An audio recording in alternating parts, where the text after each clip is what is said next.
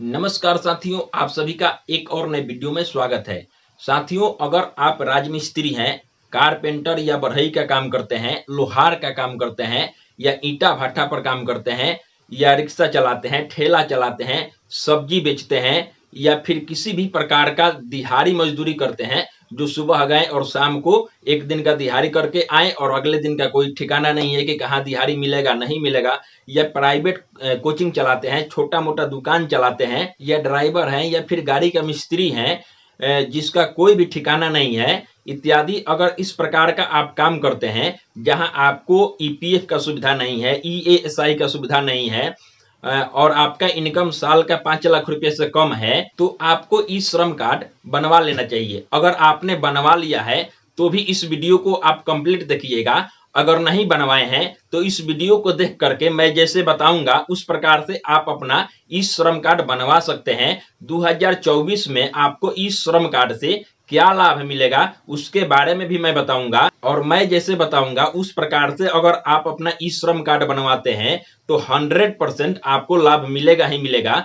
तो इस वीडियो को थोड़ा भी स्किप मत कीजिए और शुरू से लेके अंत तक जरूर देखिए। और अभी तक इस वीडियो को आपने लाइक नहीं किया है तो प्लीज लाइक कर दे, और चैनल को अभी तक सब्सक्राइब नहीं किए हैं तो सब्सक्राइब करके बेल आइकन को ऑन कर ले। चलिए शुरू करते हैं। दोस्तों, जैसा कि मैं आप सभी को बता दूं कि ई श्रम कार्ड उन सभी लोगों का बनता है जो लोग किसी ऑर्गेनाइज सेक्टर में या यानी कि संगठित क्षेत्र में काम नहीं करते हैं, जो असंगठित हैं यानी कि दिहाड़ी मजदूरी करते हैं, जैसे ठेला चलाते हैं, रिक्शा चलाते हैं, सब्जी बेचते हैं इत्यादि, जो मैंने आपको पहले बताया। इस प्रकार का जो काम करते हैं उन लोगों का ई श्रम कार्ड बनता है। ई श्रम कार्ड एक प्रकार का आपका पहचान है कि आप ये काम करते हैं। आपके सभी काम का डिटेल्स इस श्रम कार्ड से ही मालूम हो जाएगा, यानी कि भारत सरकार के पास में एक प्रकार का डेटा हो जाएगा कि हमारे देश में इतने मजदूर का काम करने वाले लोग हैं। अगर इन लोगों को किसी भी प्रकार का सहायता अगर भारत सरकार या राज्य सरकार देना चाहती है तो ई श्रम कार्ड के माध्यम से डायरेक्ट दे सकती है, क्योंकि इस श्रम कार्ड में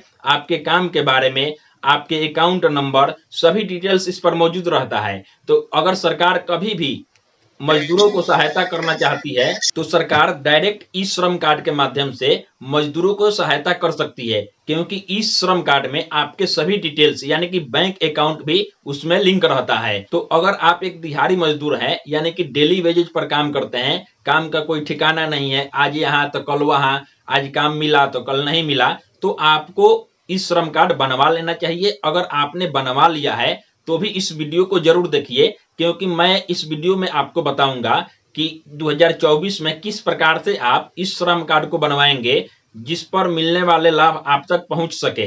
तो इस वीडियो को जरूर देखिए।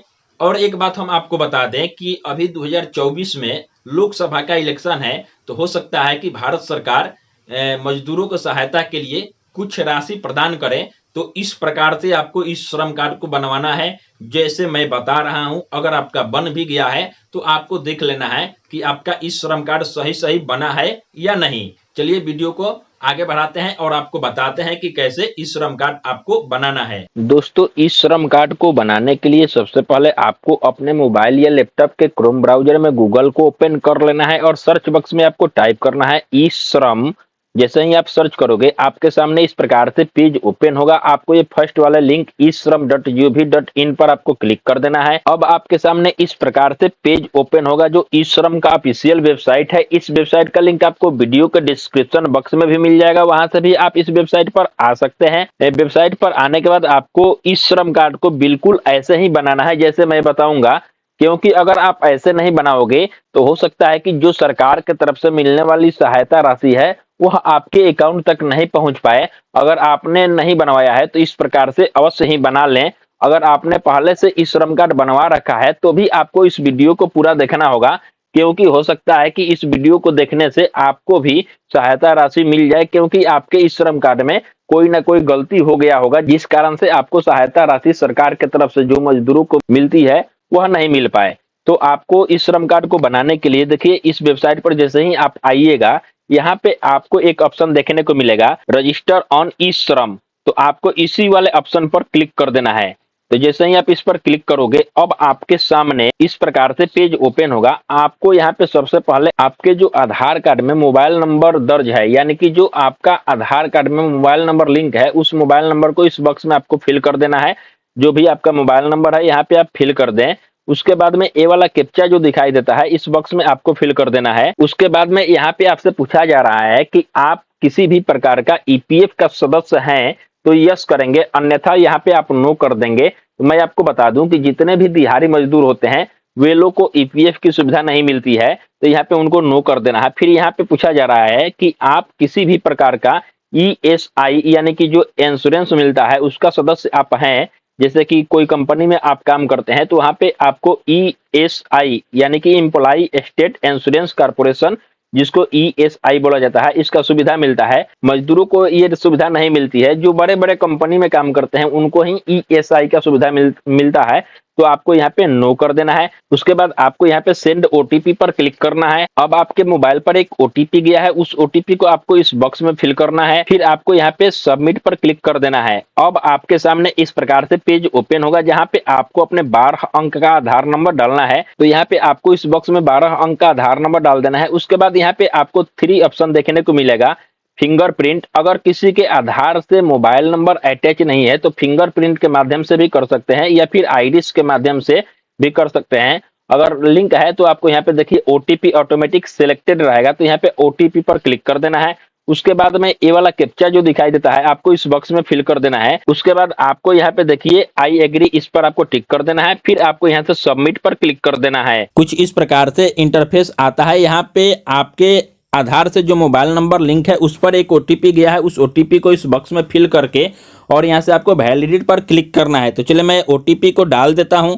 तो जैसा कि मैं ओटीपी डाल दिया हूँ और यहाँ से वैलिडेट मैं करता हूँ। जैसे ही आप वैलिडेट करेंगे, आपके सामने कुछ इस प्रकार से पेज ओपन हो जाता है। जैसा कि आप यहाँ पे देख पा रहे हैं कि जो आपके आधार नंबर से डिटेल्स है, यहाँ पे आपका डिटेल्स ऑथेंटिकेट यानी कर लिया गया है। यहाँ पे आपके आधार कार्ड से डिटेल्स यानी कि नाम, डेट ऑफ बर्थ, यहाँ पे सभी कुछ एड्रेस ले लिया गया है।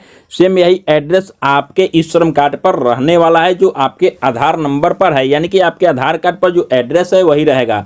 फिर आपको यहाँ से continue to enter the other details पर क्लिक कर देना है। जैसे ही आप इस पर क्लिक करते हैं, आपके सामने कुछ इस प्रकार से पेज ओपन हो जाता है। यहाँ पे जैसा कि आप देख पा रहे हैं कि आपका मोबाइल नंबर जो है यहाँ पे डिटेक्ट कर लिया गया है। यहाँ पे आप चाहे तो एक दूसरा मोबाइल नंबर इमरजेंसी के लिए दे सकते हैं, या इसको ऐसे ही छोड़ सकते हैं, कोई दिक्कत होने वाला नहीं है। यहाँ पे ईमेल आईडी है तो डाल दे, अन्यथा इसको भी आप छोड़ सकते हैं, ये भी ऑप्शनल है।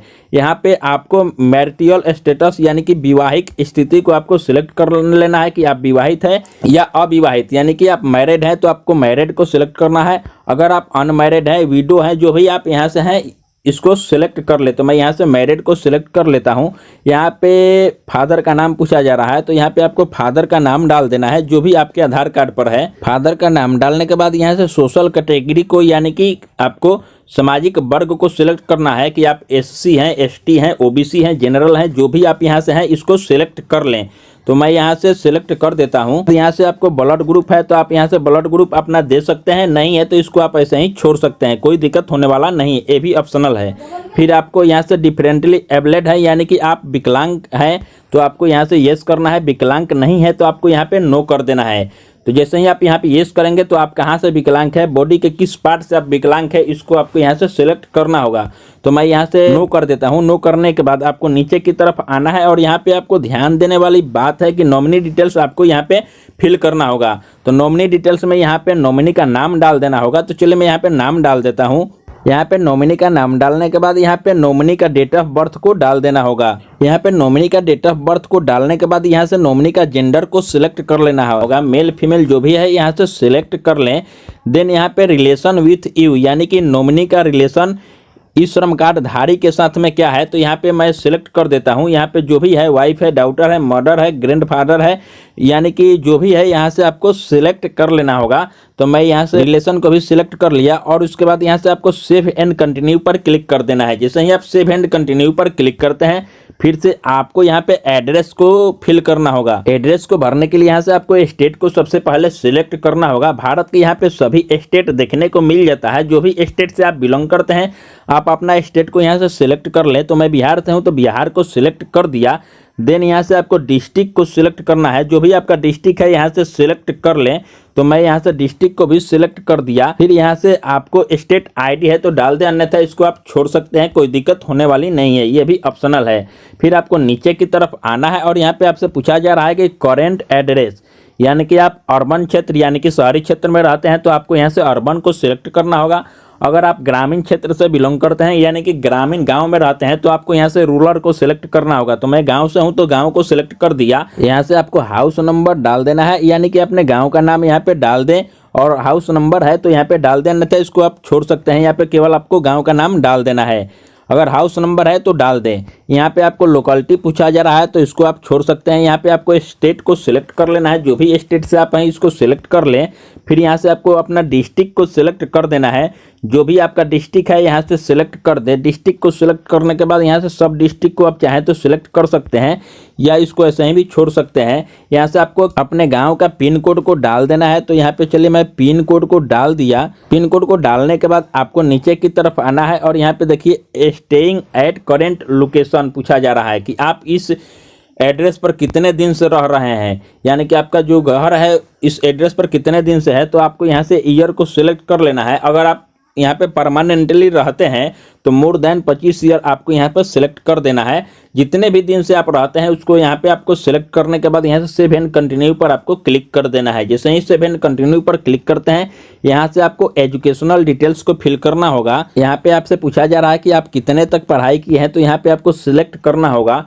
यहाँ पे primary, middle, secondary, higher secondary जो भी है, ग्रेजुएट, डिप्लोमा जो भी है, यहाँ पे सभी कुछ डिग्री दिया गया है। यहाँ पे आपको जो भी डिग्री आपने किया है उसको सिलेक्ट कर लेना है। तो मैं यहाँ से मैट्रिक किया तो मैट्रिक को, सेकेंडरी को सिलेक्ट कर लिया। फिर यहाँ से एजुकेशनल सर्टिफिकेट आप अपलोड करना चाहते हैं तो यहाँ से सिलेक्ट कर सकते हैं PDF, PNG, JPEG फाइल में, या आपको ऐसे ही छोड़ देना है क्योंकि ये भी ऑप्शनल है। यहाँ से आपको केवल सिलेक्ट कर लेना है कि आपने कितने तक पढ़ाई किया है। फिर आपको यहाँ से मंथली इनकम पूछा जा रहा है, तो आपके घर में मंथली इनकम कितना हो रहा है, 10,000 है या उससे कम है, 10,000 से 15,000 है, जितना भी है आप यहाँ से सिलेक्ट कर लें। तो मैं यहाँ से सिलेक्ट कर देता हूँ। मंथली इनकम सर्टिफिकेट आप देना चाहते हैं तो यहाँ से दे सकते हैं या इसको भी आप छोड़ सकते हैं, केवल यहाँ पे आपको सिलेक्ट कर देना है। फिर यहाँ से सेव एंड कंटिन्यू पर क्लिक कर देना है। जैसे ही सेव एंड कंटिन्यू पर क्लिक करते हैं आपसे यहाँ पे ऑक्यूपेशन पूछा जा रहा है कि आप पेशा क्या करते हैं। तो यहाँ पे आपको सिलेक्ट करना होगा कि आप क्या पेशा करते हैं। तो मान लेते हैं कि आप अगर ड्राइवर हैं तो यहाँ पे ड्राइवर को लिखेंगे, यानी कि जैसे ही आप ड्राइविंग लिखेंगे तो यहाँ पे देखिए ड्राइविंग असिस्टेंट, क्लीनर, हेल्पर आ जाता है। अगर आप कंप्यूटर दुकान चलाते हैं तो यहाँ पे लिखेंगे COMPUTER, कंप्यूटर। जैसे ही आप लिखेंगे तो यहाँ पे कंप्यूटर ऑपरेटर आ जाता है। इसी प्रकार से आप जो भी काम करते हैं उसको यहाँ पे लिखना होगा। तो मान लेते हैं कि मैं ड्राइवर का काम करता हूँ तो यहाँ पे ड्राइविंग लिखूंगा और यहाँ से सिलेक्ट कर दूंगा। जैसे ही आप सिलेक्ट करते हैं फिर आपको नीचे की तरफ आना है और यहाँ पे देखिए वर्किंग एक्सपीरियंस के बारे में आपसे पूछा जा रहा है कि आप कितने दिन से वर्क करते हैं, यानी कि 1 साल, 2 साल, 3 साल जो भी है यहाँ से आपको सिलेक्ट कर लेना है।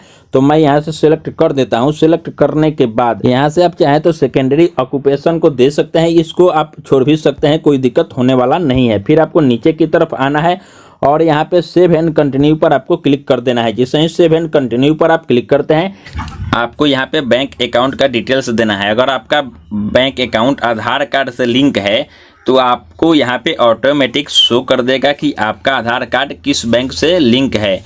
अगर आप चाहते हैं कि दूसरा अकाउंट डालना तो आपको यहाँ पे देखिए रजिस्टर विथ बैंक अकाउंट, आपको यहाँ पे येस कर देना है। यहाँ पे आप मैन्युअली अपना बैंक अकाउंट नंबर यहाँ पे डाल करके IFSC कोड वगैरह यहाँ पे डाल करके आप यहाँ से सेव एंड कंटिन्यू करेंगे। अगर आप चाहते हैं कि आधार कार्ड पर आपका जो बैंक अकाउंट लिंक है वही रहने दें तो आपको यहाँ पे नो ही रहने देना है। फिर यहाँ से आपको सेव एंड कंटिन्यू पर क्लिक कर दे। आपके सामने इस प्रकार से प्रीव्यूज डिक्लेरेशन फॉर्म आपको देखने को मिल जाता है। आप यहाँ पे देख सकते हैं आपके आधार कार्ड का डिटेल्स यहाँ पे रहता है। फिर यहाँ पे आपके पर्सनल डिटेल्स जो आपने भरा है इस प्रकार से रहता है। अगर आप यहाँ से कुछ बदलना चाहते हैं आप इसको अच्छी तरह से देख लें। जो बदलना चाहते हैं आप यहाँ से एक्साइट कर सकते हैं, या फिर अगर आपने सही डाला है तो फिर यहाँ से आपको आई एग्री पर टिक कर देना है।